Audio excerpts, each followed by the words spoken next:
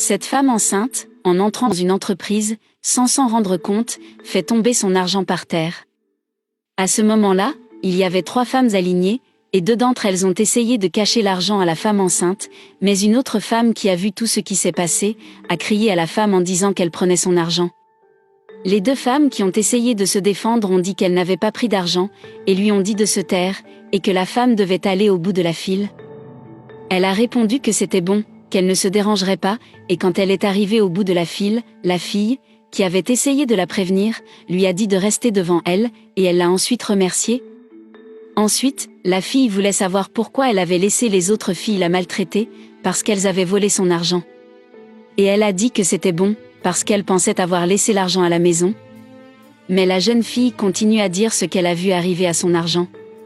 Elle lui demande de ne pas s'inquiéter, et la jeune fille lui répond qu'elle pourrait prendre la sienne, mais la femme n'accepte pas. La fille insiste alors, et finalement elle accepte et la remercie, et lui demande de laisser ses coordonnées pour qu'elle puisse la payer plus tard. La jeune fille met alors son numéro dans le téléphone de la femme enceinte et les 2 se présentent. Elle dit qu'elle enverrait un message pour la payer, et elle accepte. Quelque temps plus tard, la femme, à cause de la chaleur, commence à se sentir mal et la fille demande aux autres de la laisser passer devant, parce qu'elle est enceinte, mais les filles n'acceptent pas, et disent toujours que tout cela n'était que du théâtre, elles se moquent de son état et disent qu'elle exagère. L'autre fille lui suggère d'aller à la salle de bain pour se laver le visage, parce que cela pourrait peut-être améliorer la situation, mais elle refuse de peur de perdre sa place. Elle demande alors de ne pas s'inquiéter car elle gardera son siège. Elle le remercie ensuite pour sa gentillesse, et lui dit qu'elle va partir mais qu'elle reviendra bientôt.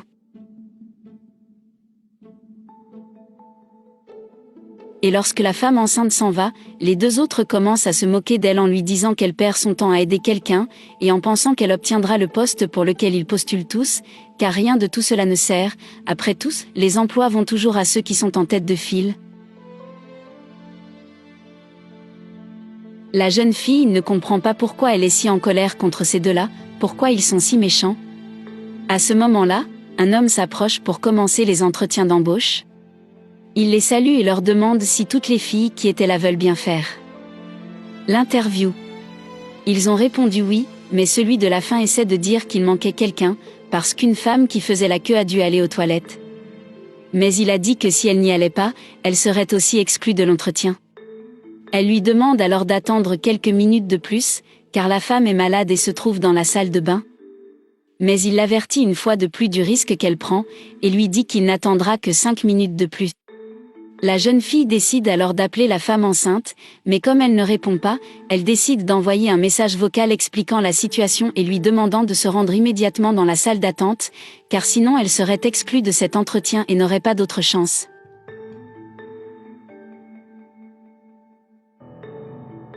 Puis, encore plus inquiète, elle décide d'entrer dans la salle d'entretien, et lorsqu'elle y arrive, elle trouve les autres filles qui se moquent de la femme enceinte pour ne pas être admises, célébrant le fait qu'elles auraient une concurrente de moins. La jeune fille demande alors pourquoi ils étaient si méchants, pourquoi ils n'avaient aucune empathie et pourquoi ils ne se souciaient de personne. Mais ils ont juste continué à se moquer de la situation. Puis, finalement, la femme enceinte entre dans la pièce, et la remercie d'avoir gardé sa place et explique également qu'elle a écouté le message, et c'est pourquoi elle a réussi à revenir. La jeune fille célèbre le fait qu'elle a réussi à revenir à temps. À ce moment-là, l'enquêteur revient et commence à appeler un par un, puis appelle la femme enceinte. Alors que la fille qui l'aidait lui souhaite toute la chance du monde pour obtenir le poste, les autres commencent à se plaindre qu'elle soit appelée devant eux. Et ils commencent à insulter la fille pour l'avoir aidée à passer devant eux, mais elle répond en disant qu'elle ne comprend pas pourquoi ils sont si méchants.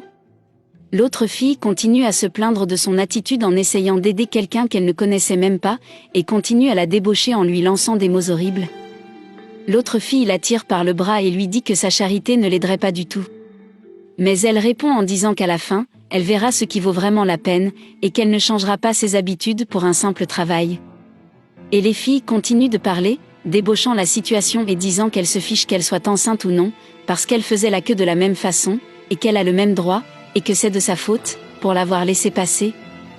La jeune fille a alors déclaré que tout le monde devrait avoir les mêmes chances et qu'elle ne comprenait pas pourquoi elle était si en colère, et qu'en plus de tout cela, la femme était enceinte. L'une d'elles lui répond alors qu'elle ne s'est pas souciée de tout cela, parce que c'était le travail de ses rêves, et qu'elle s'est retrouvée avec tout, et l'autre lui demande de ne pas s'inquiéter, après tout les chances qu'une femme enceinte soit engagée seraient minimes, et donc les deux continuent à conspirer contre la femme. Puis, l'intervieweur s'approche et dit qu'il va les présenter au médecin qui les embauchera, et à la surprise générale, la personne dont il parlait était la femme enceinte. Il ne pouvait pas le croire, et à ce moment-là, le médecin retire de l'intérieur de la robe un pot qui simulait le ventre d'une femme enceinte, tandis qu'ils la regardaient tous sans y croire.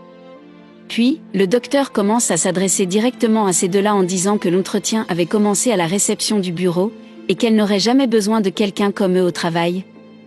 Il s'interroge alors, mais le médecin réaffirme qu'elle n'avait pas besoin d'eux, leur demande de lui rendre son argent et dit qu'elle ne voulait pas de personnes qui, comme eux, n'inspiraient pas confiance, contrairement à l'autre fille qui, dès le début, a fait preuve d'honnêteté et de solidarité.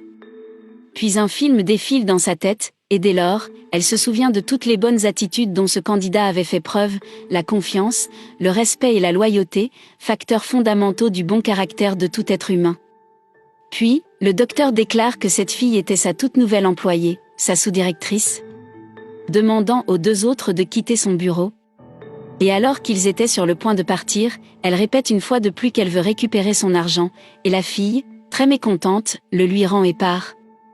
Lorsqu'elles partent, l'autre fille les remercie pour l'opportunité qui lui a été offerte et dit qu'elle ne comprend pas pourquoi elle serait engagée en tant que directeur adjoint, après tout, le poste vacant serait celui de secrétaire.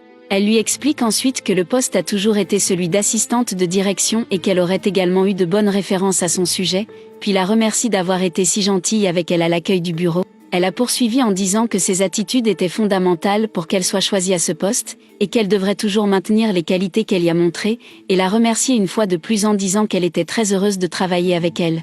La jeune fille, très émue, la remercie encore une fois pour cette grande opportunité, en disant qu'elle était très heureuse. Puis le docteur lui rend l'argent qu'elle lui avait prêté, et lui donne également l'argent qui avait été volé par les autres filles, et lui demande de comprendre ce geste comme un remerciement pour sa loyauté. Elle le remercie une fois de plus, et dit qu'elle avait vraiment besoin de cet argent. Le médecin lui dit alors qu'elle l'attendra le lendemain, car à partir de ce moment-là, elle sera embauchée. Encore très émue, elle était encore plus reconnaissante au médecin de lui avoir donné la possibilité d'obtenir un bon emploi. Rien n'arrive par hasard, au fond les choses font partie du plan parfait de Dieu.